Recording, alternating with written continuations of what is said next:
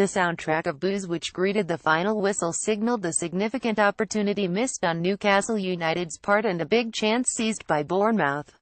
In many respects, Steve Cook's stoppage-time winner for Eddie Howe's hitherto struggling side represented a mutual return to old habits.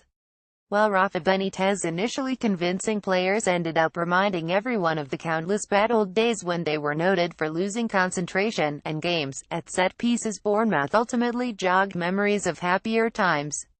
As the visiting fans wondered if a watershed had been reached, Newcastle fans were left fretting over a run of one league win in 6 games. Some even took the rare, near-heretical, step of criticizing Benitez for a stubborn refusal not to bring Aleksandar Mitrovic off the bench. Howe was suitably delighted that the 2 attacking substitutes used by his Newcastle counterpart, the ineffective Ios Perez and Jacob Murphy, failed to make an impact, thereby enabling Bournemouth to scramble out of the relegation zone. "Being in the bottom 3 is difficult," he said. "Psychologically, being out of it is a big thing for us." Unusually, Benitez began with 2 strikers, fielding Dwight Gale and Joselu in tandem.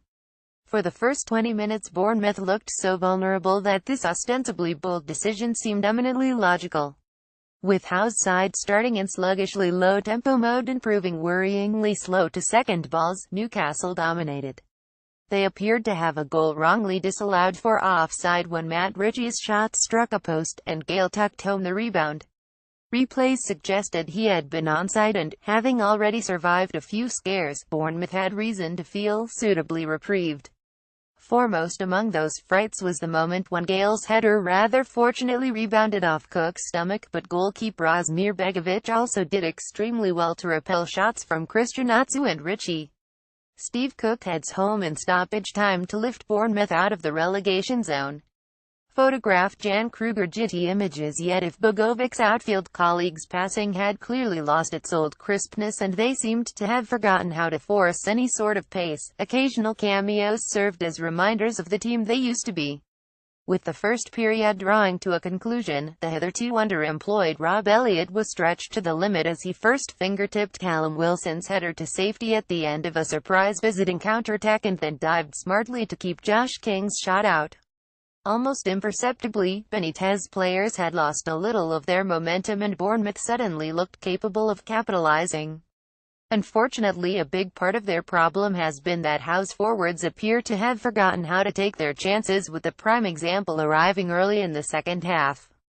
Played in by King, Wilson found himself clean through with only Elliott to beat, yet somehow contrived to screw his shot wide. As Benitez shook his head, it was all too easy to understand how the visitors had now failed to score in 6 of their previous 10 league games. Yet as dusk descended, there was a growing sense of a game slipping through Newcastle's fingers. As the minutes passed, home fans realized precisely how much they were missing the injured Mikel Merino's customary composure and midfield passing vision. With Howe now deploying ultra-direct tactics, Bournemouth had improved to the point where they finished by far the stronger side.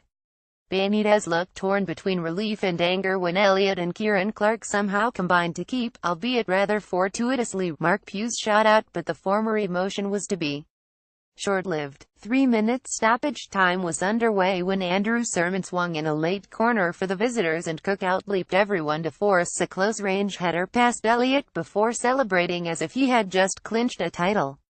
With games against Huddersfield, Swansea and Burnley on the horizon, Cook and company can now alter this season's narrative. Will they seize the moment? Can Newcastle recover from their own wobble? "We have to do better in these sorts of games. We created chances but you have to score," said Benitez, whose typically clipped responses to questions emphasized his unhappiness. "I'll not talk about the referee's decisions, because I'm not very happy with the decisions," he said, when asked about Gale's disallowed goal. "But we didn't do what we had to do on lots of occasions. We made mistakes, and in the end we paid for them. We gave the ball away easily. We gave Bournemouth belief they could score. It was a self-inflicted defeat.